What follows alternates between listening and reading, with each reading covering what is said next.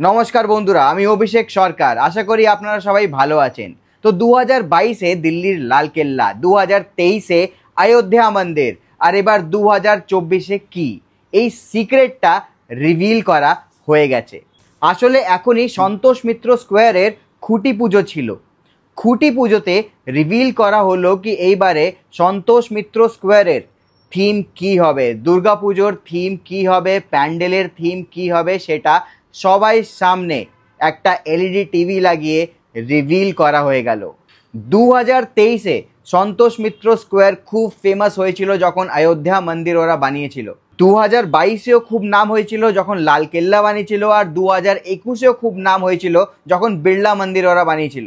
কিন্তু 2024-এ যেটা ওরা করতে যাচ্ছে সেটা কেউ ভাবতেও পারবে না। সেটা এত মুশকিল আর এত সুন্দর লাগবে দেখতে, সেটা পুরো ইন্ডিয়াতে ওদের নাম হয়ে যাবে।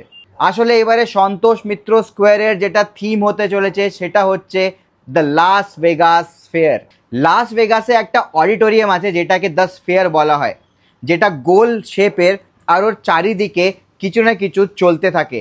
যেমনি কি আমরা দেখতে পেরেছি কোনো না কোনো স্মাইলি বাগেরা হতে চলছে, কোনো না কোনো ওয়ার্ল্ডের শেপ চলছে, গ্লোবের শেপ চলছে, বা কিছু না কিছু হতে আর্টিস্টিক জিনিস চলতে থাকে।